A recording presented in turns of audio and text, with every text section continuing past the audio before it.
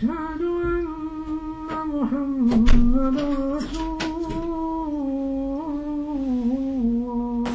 بسم الله والحمد لله والصلاة والسلام على رسول الله sallallahu alayhi wa sallam.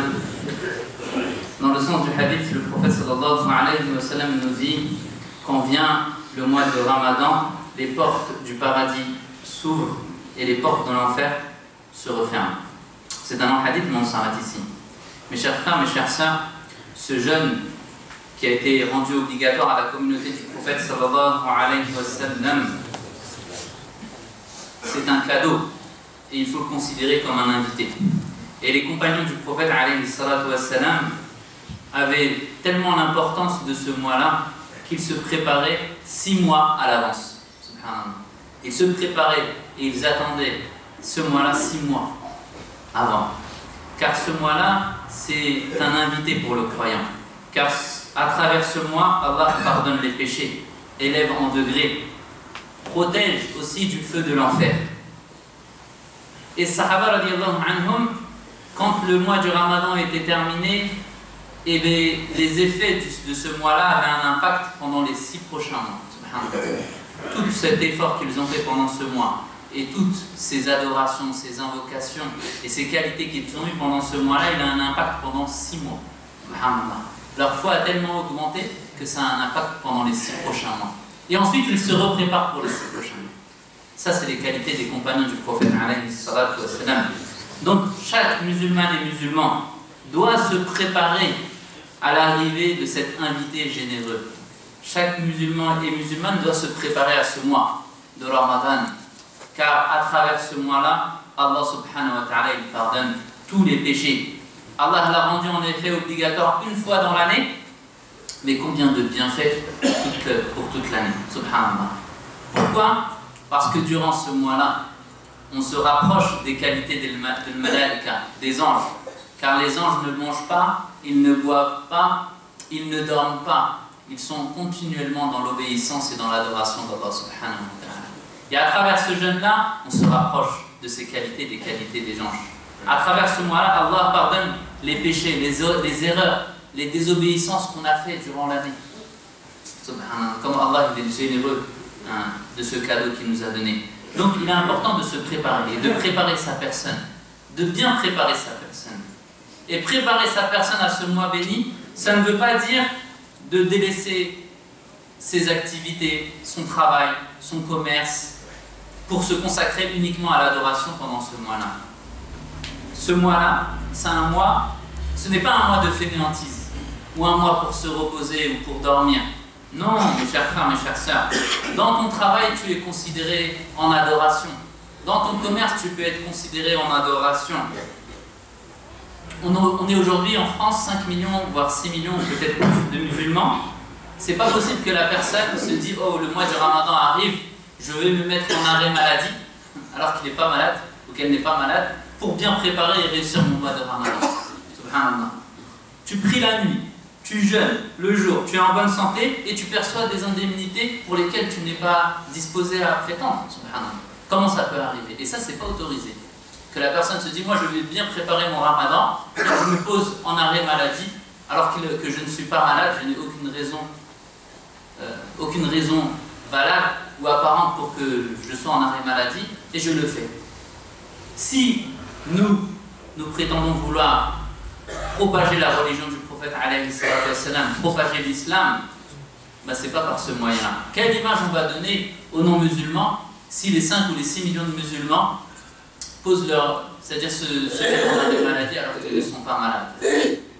Mes chers frères, mes chères sœurs, les choses illicites, quand on dit le haram, ce n'est pas uniquement à chercher, se poser la question: est-ce que cette viande-là est halal ou bien haram?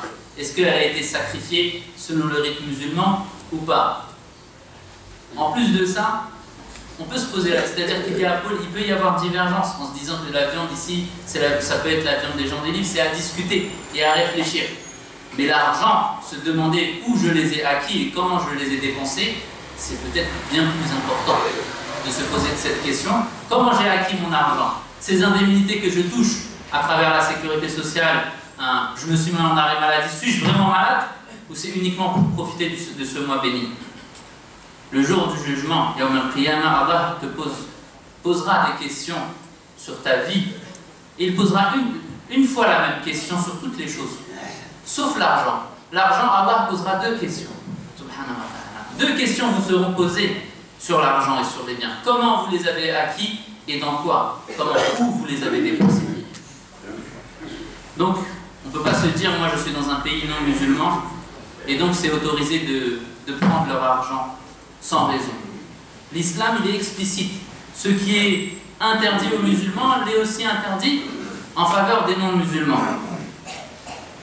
Et ce mois-là de Ramadan, c'est un mois, quand on regarde l'histoire de la civilisation musulmane, c'est un mois où il y a eu tous les succès, les grands succès, les grandes victoires, comme par exemple l'expédition de la bataille de Badr, que tout le monde connaît.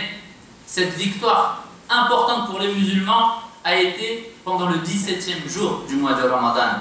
Et aussi l'Andalousie, de la même façon, c'était pendant ce succès en Andalousie, c'était pendant le mois de Ramadan. Donc ça nous montre que ce mois-là, c'est un mois d'effort. C'était pas un mois de fainéantise ou c'est un mois de repos. C'est un mois d'effort. Donc, chacune d'entre nous, il doit prendre ses responsabilités. Certes, il a le droit de prendre ses congés pendant le mois du Ramadan, ses congés payés. C'est son droit, il veut se consacrer. Mais de faire les choses de façon légale. Pas se dire, je suis pas malade, je vais me poser en arrêt maladie. Quelle image! Et même la personne, elle se dit, je suis pas malade, je vais poser un arrêt maladie pour aller au pèlerinage, ou bien pour faire le mois de Ramadan ou telle chose. Mes chers frères, mes chères sœurs, il faut se poser la question, si cet argent que je l'ai acquis, est-ce qu'il est vraiment licite pour moi et pour ma famille? Car en effet, cet organisme qui est la sécurité sociale, il te donne ces indemnités, c'est-à-dire pour des raisons, c'est-à-dire pour la personne qui est malade, qui a une excuse. Donc, si la personne dit oui, cet argent-là, il est halal pour moi parce que ce n'est pas des musulmans, qui t'a appris ces choses-là? Qui t'a appris? Tout ce qui est halal et tout ce qui est licite est apparent, et tout ce qui est illicite est apparent aussi. Mes chers frères et chères sœurs, dans le sens d'un hadith, le prophète alayhi salatu wa sallam nous dit, le halal bayyin, il est connu, et le haram est connu, l'illicite aussi est connu. Et entre les deux, il y a des choses douteuses que personne ne connaisse. Donc éloignez-vous de ces choses douteuses. Donc si on veut donner une bonne image, être un exemple, on ne peut pas se permettre que 6 millions de musulmans se mettent en arrêt maladie sans raison pour le mois du Ramadan. Car en effet, dans ce pays, il y a des statistiques et les non-musulmans étudient. À tel point qu'ils vont se dire, oh, le mois du Ramadan arrive, c'est plus une miséricorde, mais ça va être une crainte. Ils disent, oh, ils vont tous se mettre en arrêt maladie, le trou de la sécu va augmenter encore plus, il y aura encore un plus grand écart, et au lieu d'être cause de khayr pour les non-musulmans, cause de bien pour la Ummah, on fait peur aux gens.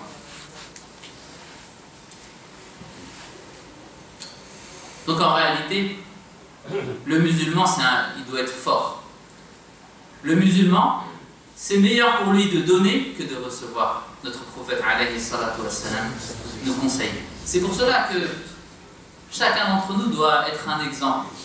Qu'il soit entrepreneur, qu'il travaille, qu'il participe à la vie en société, qu'il soit un exemple pour les autres.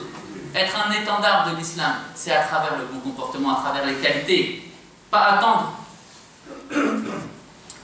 une aide ou une indemnité alors que je suis en capacité de travailler. Je dois pas attendre alors que je suis en capacité, j'ai une bonne santé. Ces facilités qui ont été faites dans ce pays, c'est pour les personnes qui sont dans le besoin, les besogneux, les malades, les personnes âgées. Mais sinon, la personne, si elle fait toutes ces démarches-là, alors qu'elle n'est pas dans le besoin, c'est comme si elle faisait la manche, en réalité. C'est comme si...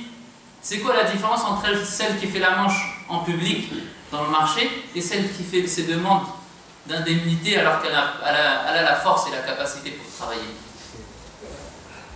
Donc mes chers frères, mes chères sœurs, participer à cette vie en communauté, être un exemple dans notre travail, être un exemple. Et c'est ce que le prophète alayhi salatu wassalam, il a appris à ses compagnons et à cette communauté. Une fois il a dit à un compagnon, il lui a dit, tiens un dirham et je ne te vois plus pendant 15 jours.